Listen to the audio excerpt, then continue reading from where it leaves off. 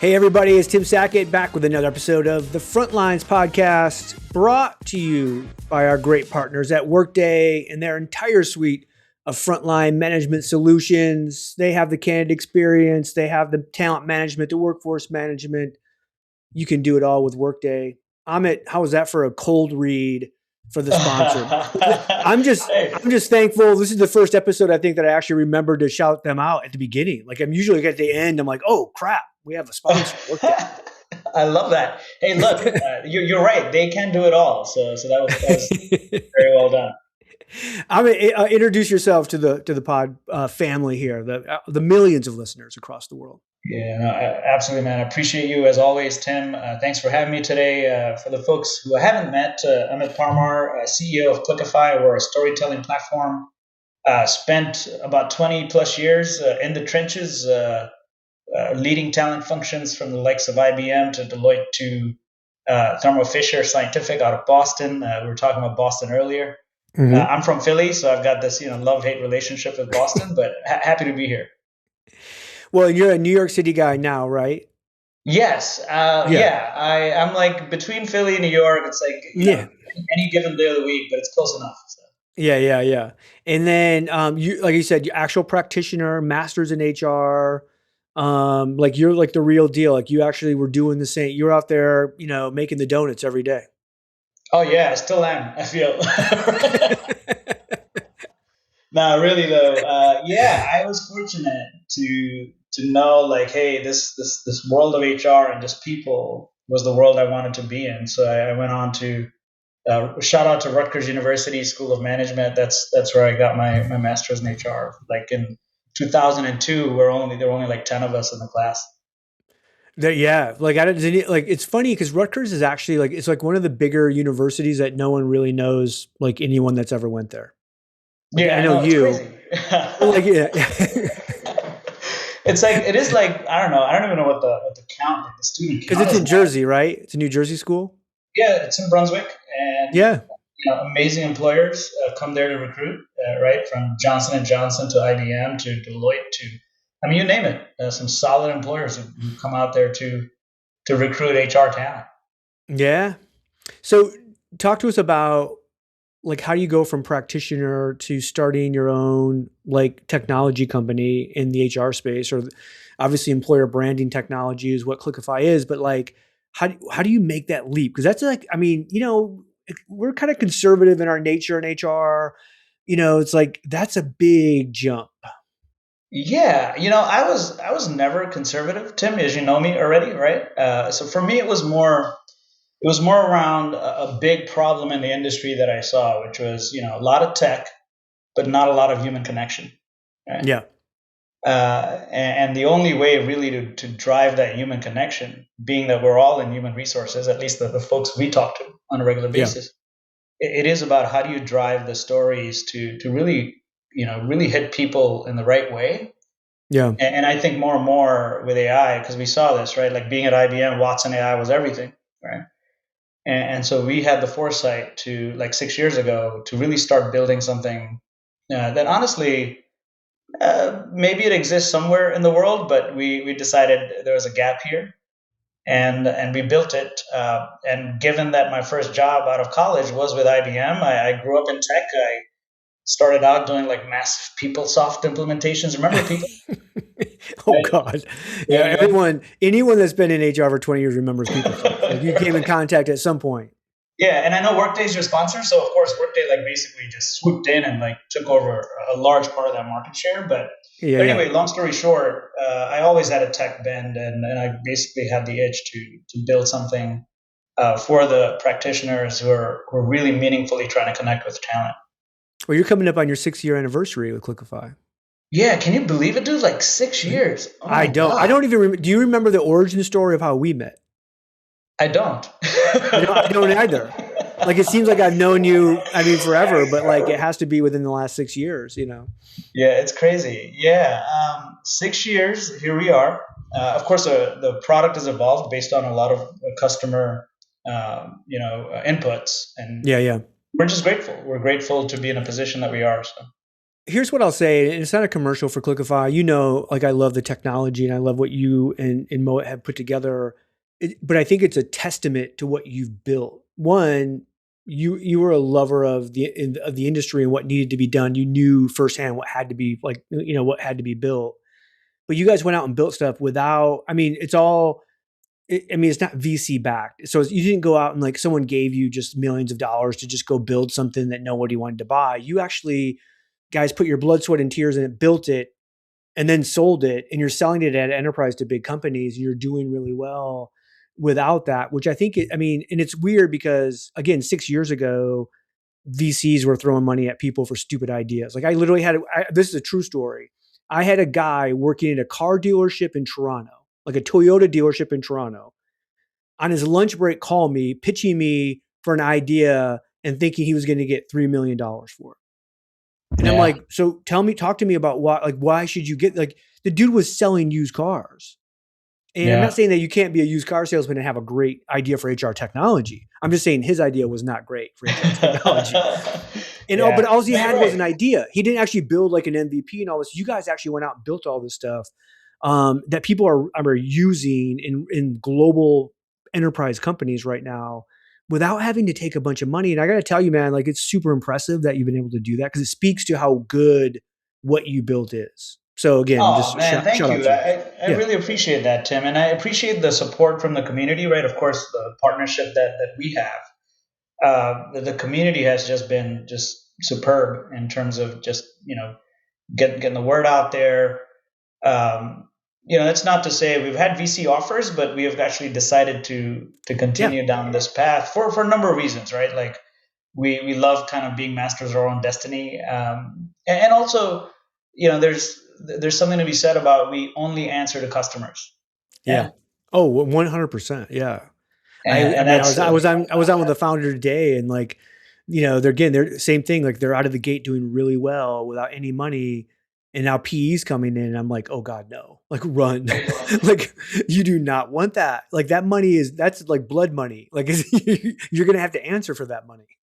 Yeah. And I've had amazing mentors along the way and coaches as well. And this is for other founders, right, who may be in a position that I'm in or I was in 5 years ago. One of the mentors when we first launched was like, just remember one thing if you don't remember anything that I say. And he said to me, he's like, equity is the most expensive thing you're going to give up ever. Okay. Yeah. So guard it. I mean, he's like, you're better off giving like, $500,000 to somebody versus like equity. Right. So, so that one thing kind of stuck with us and we'll continue down this path. We'll see, like nobody can predict the future, but for the foreseeable future, we're doing just fine. Yeah. Cool. So I brought you on today, not to talk about obviously Cliquify, but like you guys partnered with AMS, put together the 2026 State of Employer Branding survey. Yeah. With some really good data. So I'll put a link in the show notes so everybody can download that if you're listening.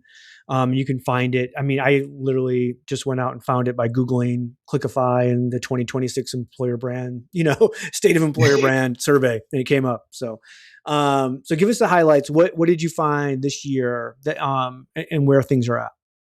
Yeah, no, absolutely. Shout out to the folks at AMS for this partnership. We've been running this survey for 4 years now. So this is like an annual survey that we've been running. And every year, Cliquify has been the constant. And then every year, like last year, we did it with Top Employers Institute. Right? Yeah. And so we like to get different perspectives every year into the report, but Cliquify is the constant because we basically were the creators of this report. The intent of this report is really to identify the mechanics of how employer branding is done inside enterprises. Right?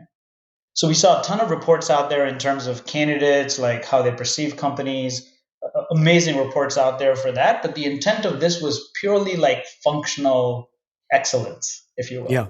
Yeah. And what we found 4 years ago was there was no real report or thought leadership really helping employer branding practitioners, right? Or even talent leaders, right? Who are building this function from scratch maybe, or have had it for some time. Like, how do they actually manage the function? How do they organize it? What should budgets look like? What should the tech stack look like for employer branding? And by the way, these are all questions I had as a talent leader, and there was no report, right? Yeah. So Oh, yeah. that was a genesis for why this report was created, and will continue to be our annual marquee report that we generate. And over the last 4 years, we've seen some interesting insights, right? Not just for 2026, but now that we have 4 years worth of data with all the macro trends that are happening, not just with AI, but budgets, how the tech is shifting from programmatic to organic. Like there's all these little details that we've been able to capture. And this year is no different in terms of what the insights that we gathered. So just to give you, who provided the input, because it's all about like the quality of input before we produce any output. Yeah. AMS and Cliquify partnered in January, actually in December of 2025, so right around Christmas time. We put our heads together and identified, folks, talent leaders, employer branding leaders in the world's most massive companies around the world, right? And of course, you have the SMBs included in there too, but really wanted to identify those folks. So we reached out to about 80 or so companies. So these are heads of talent, heads of employer branding in different regions, right? Because we tend to get North America centric, but of course, as we know, stories are global in nature. Yep. So we went out and we got input from folks who had worldwide remit to employer branding, or they might have a regional remit to like EMEA or UK or Latin America or Asia Pacific. So we basically had a nice spread of input. And we asked some very, simple questions, right? Like, hey, how's your team structured? What's your how's your budget shaping up for 2026? Because remember, we started collecting this in like January, right? Yeah. What is your tech stack like? What are your biggest priorities? What are the challenges that you foresee? All right. So we got a lot of qualitative insights, but then we also had numerical insights like, hey, as part of your budget, let's say you had they said that the budget was $250,000 on average, which is a real number. Yeah. Of that 250, like how much are you spending on programmatic versus organic? Like very tactical, actionable insights that we want to provide to our audience. When you think about, like, I mean, I know one of the things was like a tech stack question around like how many different tools an employer branding team uses. And I use team loosely because you and I both know Fortune 500 companies that have like one talent brand person, and you're just like, wait a minute, you're a $1 billion company. How does this happen? But it does speak to how new the function is really, right? And so when you look at that and they use on average, again, 86% of them use between 1 and 3 tools.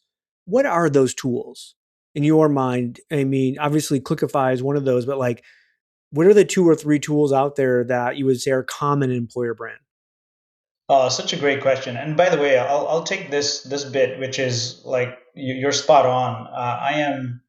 I'm always surprised at when I talk to organizations and I ask them like, how big is your team? And these are massive, to your point, massive organizations. Oh yeah, sometimes like they have hundreds of recruiters, and you got like, oh, Jill over there does branding. Like what?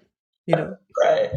So, and I think you'll start to see, to your point, it could be a maturity curve thing, depending on the region that you're in. Like EMEA seems to be more ahead of the curve, actually, as it relates to branding. And we can have a separate podcast just on why that is. I have some theories around why that is. I think it has a lot to do with just how people view the concept of work in certain regions around the world. Yeah. Mm-hmm. So there's a ton of like, we should actually do a research study just on that. Oh yeah. But to answer your question, we're seeing tools like like Canva. Of course, Cliquify is one of them. Adobe for content creatives. A lot of video tools are starting to pop up. I mean, you turn around, there's like another video tool, right? Yeah. Oh yeah. There's like so many of them. But I think there's an inherent like issue with video in the sense that people like they love to do TikToks, but when a company asks them to create a video, it's all of a sudden it's like whoa, right? I know. So there's a logical thing with that. Even though Cliquify has a video solution, I'm always like, hey, and it depends culturally, right? But I'm always like hesitant to say, hey, video is going to be like super successful for you, even though there's all these metrics that tell you the engagement. But actually, the act of getting those videos is still tough. That's something we have to crack the I code on. think I think it does speak to the maturity curve, right? Because when you start thinking about the tools being basically, and I don't say basically, I mean, but they're basically digital content creative tools, right? Canva and some of these other ones that are out there like that is like, and so you're asking somebody to go create collateral when in reality is they probably already have a marketing digital team that should be or could be doing that and allowing them then to focus on deeper stories, connections to be able to get that information out there sharing. Instead, again, from the maturity side, there's doing a lot of blocking and tackling of like, okay, I need to get a LinkedIn post up or I need to do, and they have to go out and create something on their own because they have nobody else that can kind of help them. To me, Oh that's yeah. just, it's still kind of shocking at kind of how early days we still are in employment branding. Oh, absolutely. I mean, you mentioned this, right? Like a typical ratio of an employer branding to like a recruiter is like 1 to 100. Yeah, And it's so what ends crazy. up happening inevitably is like a recruiter in like Hungary and Budapest might say, hey, I've got to hire data scientists here in like 2 weeks. They're shooting off an email to the employer branding person and saying, can you help me create a campaign? Yeah. Right? Yeah, and it doesn't happen. So then they go into GPT and get some crap thrown up on, like, and they're like, oh, and like that's why you see all the brand stuff is different, and no one's using the same thing, is because you have recruiters out there running around like crazy people doing their own thing. Yeah, and so there's a huge opportunity to drive that consistency in your messaging around the world. And there is a way. I mean, Cliquify, I believe, has cracked the code in the last 6 years, right? There's a way to drive that consistency and the look and feel, but also the data-driven storytelling, right? Because I always Yeah, tell our teams this: like anyone can create content in the age of AI, but very few can create content based on intelligence. And that's one of the reasons why 2 years ago now we launched Clio AI, which will actually arm the employer branding leaders or the architects of these stories with like, hey, here's the sentiment, here's what your engagement survey is telling you, here's what the candidate survey is telling you. Like, hey, these are insights before you just go off and start building any content. yeah. Do you Um, believe that talent brand, employment brand, like we kind of like mess around with it, like what we call it already, right? Should that live within marketing or should it stay in talent acquisition? Because I believe that there's a world where I would say if I have a really great CMO marketing team and I want to have some consistency across consumer brand and talent brand, that I should just live there, at least matrixed, right? And be a part of that team and live within that team potentially, just to leverage some of that expertise as well. But do you see that happening, or is it just everyone's still living in TA? yeah, I mean, the current state is, I would say, of the 10 EB people or employer branding people I speak with, like at least 8 of them report into TA. Okay. Yeah. Like that's about 80%, right? Every now and then, I'll be pleasantly surprised.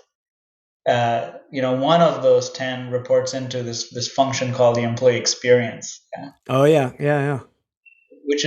Which then there's a broader question, Tim, on what is the future of TA, right? And I see, at least in the larger organizations, I see TA and talent management, like talent acquisition and talent management, rolled into one role.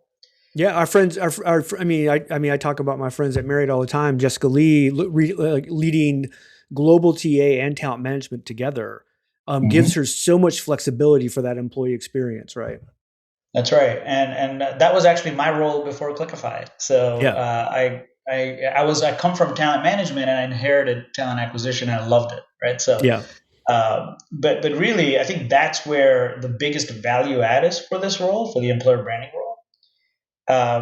There is, to your point, there is this. It's very important to be aligned to the marketing organization as it relates to the broader story that they're trying to portray to their customers. But I think it's more of a matrix as opposed to it's a dotted line as opposed to a solid line, if you will, into that function. So when you think about yourself as a practitioner growing up in this industry and then obviously building over the last 6 years, and obviously we're talking about frontline hiring, what have you seen change over that period of time? in terms of employment branding in regards specifically to like frontline hiring? Oh, wow. So look, Cliquify was born as like social first. Yeah. Of course, we've added many other channels since then. Like we've got Mm-hmm. Microsoft with Slack and so on, Yeah. as well as integrations. But our native integrations have always been social first, right? And of course, we looked at a ton of data even back 6 years ago, right? Like you have, and we have a slide on this somewhere that we share with our clients. I mean, if you look at all the major social channels, you're looking at about 500 billion people around the world spending, on average, 2.5 hours a day on one of these channels. Yeah, on average. So there's this massive shift away from TV screens, even laptop screens, to just like these social channels, be it Instagram, TikTok, or WeChat in China. Like there's just so much opportunity to get in front of those people, and they're Yeah. all, by the way, they're all like, there's this, people think TikTok is for like, my 15-year-old. No, no, no. No. You've got There, people, right? You've got physicians on. you could like to crochet socks for 83-year-old African American men. Like there's a channel on TikTok for you. Like it doesn't matter what segment you're into, Right, you're right. gonna find it. Yeah, so going back to frontline, like I can guarantee you the frontline talent is probably spending more than 2.5 hours a day on one of these channels, right? So getting your content in the right way, because there is science behind the content, yeah. To get it in front of the right people at the right Hmm. time, uh, is the biggest opportunity ahead of us as it relates Yeah. to engaging with the frontline talent. And what's interesting, because now we have approximately, 38,000 stories now on Cliquify over the last 6 years. Yep. And stories come in different formats, right? It could be photos, it could be videos, so we support multiple formats. When you look at the trends, sometimes it has nothing to do with the job. Yeah. Sometimes it's like, hey, you know what? I want to know like what my team is going to be. Even if I'm frontline talent, like I'm going to be working with like the jerk factors out there, right? Yeah. So what we're finding is, yes, you can bring them to the job ultimately in the journey, but it's your content doesn't always have to be like, hey, I have this job open, right? Yeah. And Yeah. here's the mentality of job boards, right? Like that's what we all grew up with, right? Being in talent. And so there is this storytelling aspect that we're seeing with frontline talent that's actually resonating better. So, for example, pool operators for one of our clients in the hotel industry, actually, right? So they're honestly just sharing, like, hey, these are our pool operators, and this is, Yeah. forget even day in the life, because that's like getting so old. But like, here is their journey. Like, would Yeah. you want to be part of that journey? So the journey was something like, hey, they started out as an intern. This customer of ours paid for their internship. Like that's the stuff the frontline talent just absolutely love. Or sometimes it's just even like, look, I know this job's doing this job. I got someone's got to make the fries, blah blah blah, right? It's not sexy or exciting, but like it's the interaction you have with your coworkers where you show up and you actually have a fun day because, oh, I'm going to work with Amit and we have this great and we have a friendship and I get to work with my friend, and even though you're dealing with customers and you're dealing with hard jobs or dirty jobs or whatever, it doesn't mean you're going to hate the job or the work because you have this interaction that's happening, right? And so I think when people see that, they're like, oh, yeah, I would like to work. And I'm not trying to make up like, oh, this is a fun work environment. Like, Right, and these like right, stupid right. things we've said for years. Absolutely.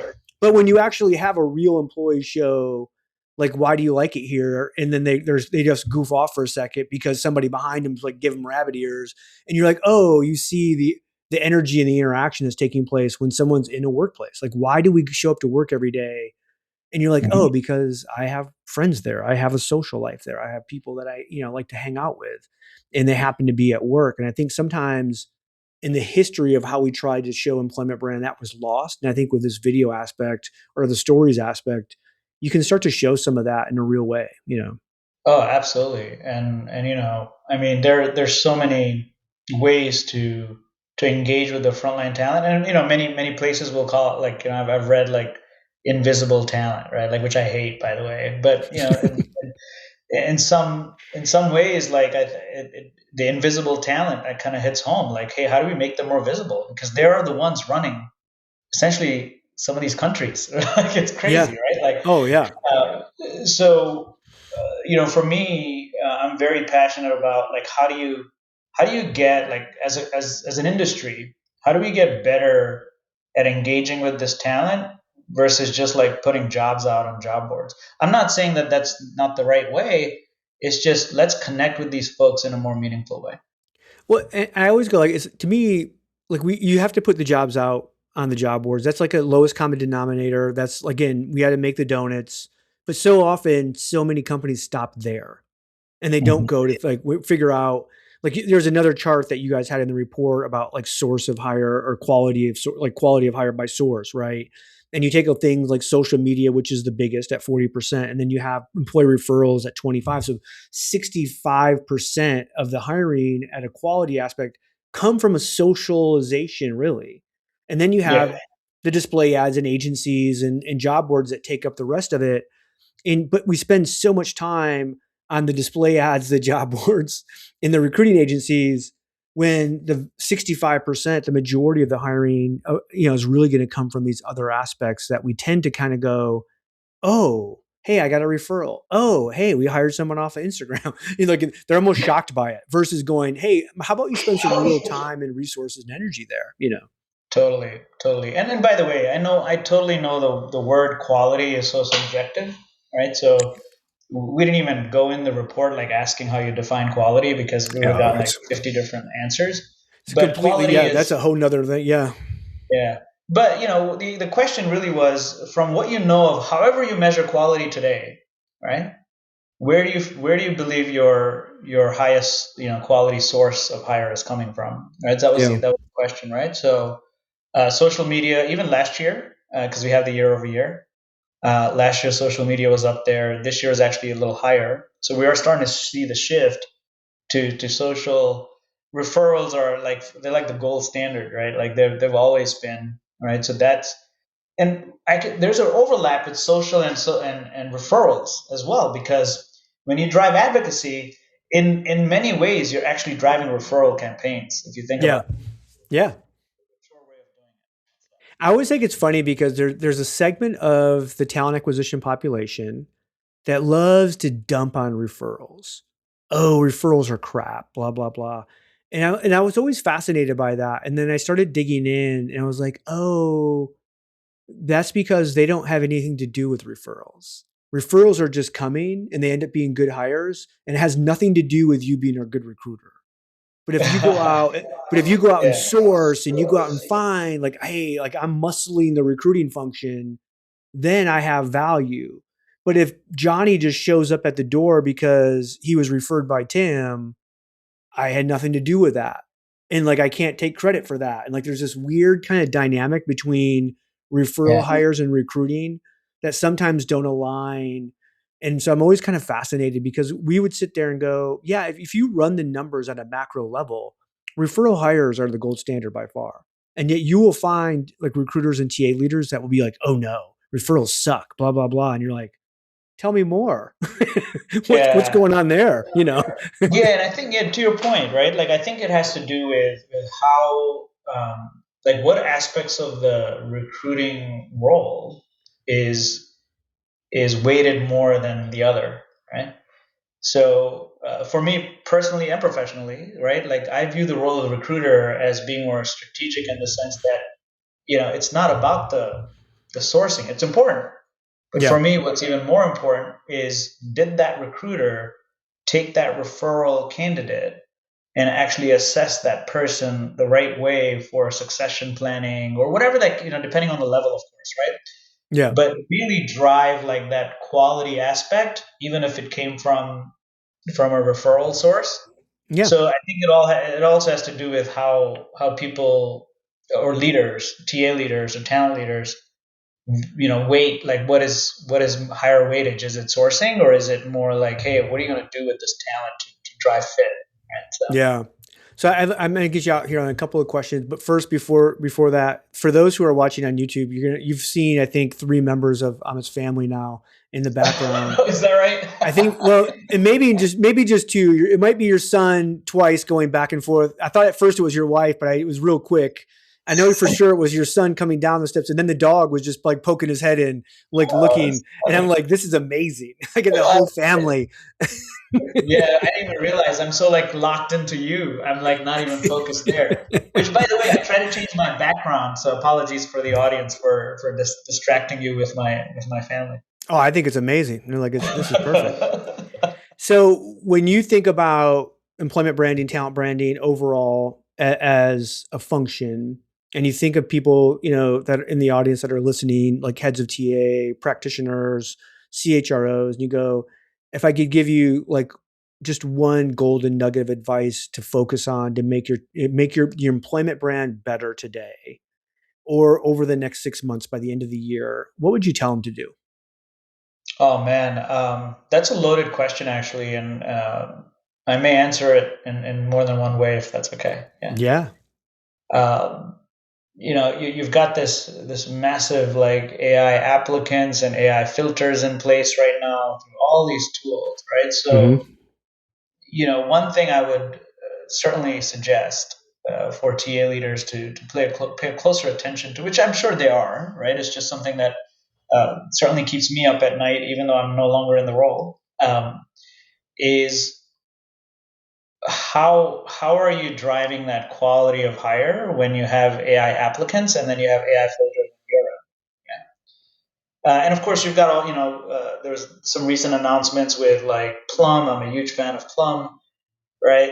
So there are assessment technologies, but they come at a price. So at what point in your process do you enable that? Or do you use storytelling, right, as a mechanism to kind of filter out the folks you don't want to even get into this AI applicant, conundrum, right? So, yeah, and it's not an easy thing to solve, but that's one thing as a TA leader that would keep me up at night is, man, like, what are we doing? Like, are we just a volume play now or are we a quality play? Yeah. I saw some technology that's in beta right now where you could do this kind of screener question, which which relates to kind of what you're talking about, where you go, hey, talk to us about the kind of culture or like, what you would want to work in. And then it explains, and then like in the criteria for AI, it says, hey, this is our culture, right? Here's like a one pager on what our culture is.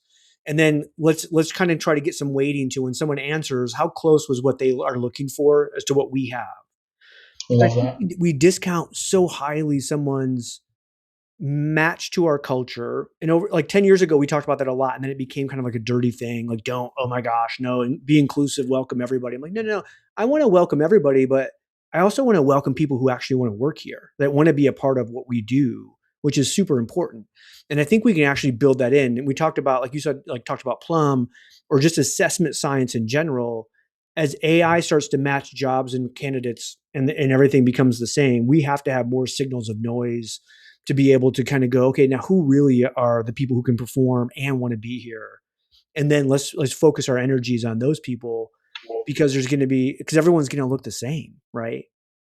Yeah, I think and you're already seeing this, right? Like you post a job on LinkedIn, you get like 200 applicants, and I'm like, are they really 200? Within the first hour, right? That's the crazy part. Yeah. It's crazy, and I can see like there's some macro trends happening with the labor market, but it's just I find it hard to believe that there's actually somebody's even thought about anything before applying for that job, right? Like, and that's scary because for years, right? Like we're trying to drive like one of the core functions in a company is the talent you're bringing inside the door. Yeah. Yeah.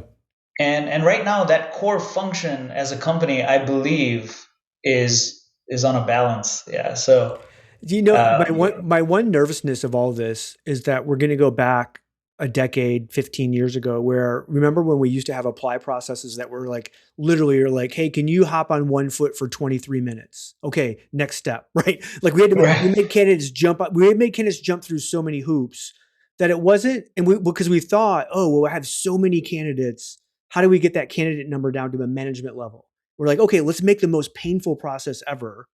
And then we'll have just a few candidates that make it to the end. And those candidates really want to work here. And you're like, well, or maybe they're desperate to work You're here. right. And it's the Yeah. only, and so you're losing your great. So then we've went right ditch, left ditch. We're on the other side where it's like, oh, just wave your hand in front of your face and you apply, right? Like, it's like anybody can apply. And now we have, 1,000 people applying in 20 minutes.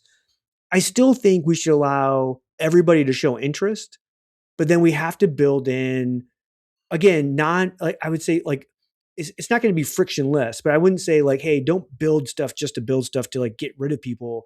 Like build in real signals where you're going to go, hey, does a person can they actually do, what they say they can do? Do they actually want to be here? Like, but still make it easy for people to show interest. Like I'm so fearful that we're going to get back to these people building in like all these, hoops and shit for people to jump through that like, you're just like, come on, man. Like nobody that's decent, quality of talent is ever going to survive that. Yeah, and look, we can have such a deep dive session because it's of course talent segment, focused. Like it depends on, if I'm hiring I don't know, call center rep jobs are even available now with AI, but I'm just making this up, right? But let's say your call center jobs, right? But for call centers, like, there are very specific things that we would be asking for, right? That they're like either knockout questions in Workday. So I was a Workday customer for many years.